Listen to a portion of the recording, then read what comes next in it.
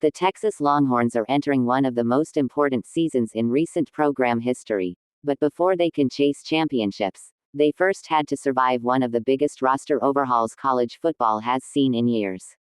34 players gone. Some left for the NFL. Others hit the transfer portal. And in response, Texas brought in 47 new players through recruiting and transfers. That's almost an entirely new football team. So when spring practice began in Austin, there was one massive question hanging over everything.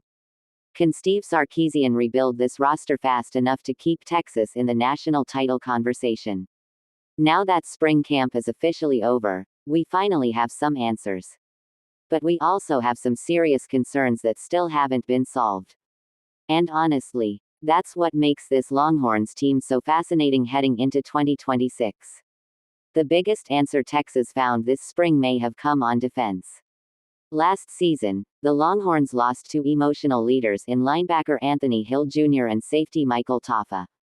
Replacing their production was already difficult enough, but replacing their leadership, that's even harder. But according to people around the program, junior linebacker Ty Anthony Smith is quickly becoming the new heartbeat of this defense. Fans first saw flashes of it during the Citrus Bowl against Michigan, when Smith exploded for 8 solo tackles and 2 interceptions in a statement win. But now, he's stepping into an even bigger role. He'll wear the green dot this season, meaning he's responsible for relaying defensive calls to the entire unit. That's trust. That's leadership. And under new defensive coordinator Bo Mascoe, Smith is being asked to become the quarterback of the defense. That's a huge responsibility, but so far, Sarkisian clearly believes he's ready for it. Another major development this spring came in the secondary. Texas desperately needed answers at cornerback after losing both Malik Muhammad and Jalen Gilbo to the NFL. Sophomore Cade Phillips already locked down one starting spot after finishing last season strong, but the battle for CB2 became one of the most competitive stories of camp.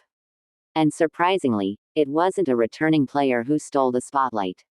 It was Rutgers transfer Bo Mascoe. By the end of spring, Mascoe had reportedly become one of the most impressive defensive players on the roster. His emergence gives Texas something every SEC contender absolutely needs: 2 reliable corners capable of surviving against elite offenses. But even with those encouraging signs, major questions still remain. The biggest one may be a tight end. Texas knows sophomore Nick Townsend will be heavily involved in the offense, but he's more of a hybrid weapon than a traditional tight end.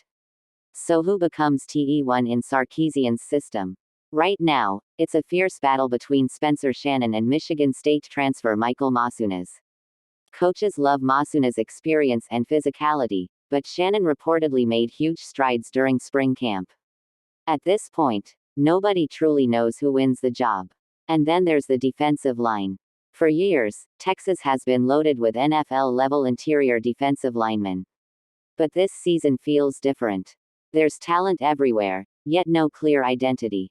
Transfers Ian Jeffrard and Zion Williams were brought in to stabilize the unit, while players like Hiro Kanu, Alex January, Justice Terry, and Murad Watson are all fighting for major snaps. The problem? There are too many possibilities, and no clear answers yet. Bo Mascoe has talent. A lot of talent. But now he has to figure out the right combination before the season begins. And that's where Texas fans are divided right now. Some believe this roster is deep enough to compete for a national championship immediately. Others think the amount of turnover could create chemistry problems early in the season. But one thing is undeniable: the pressure in Austin has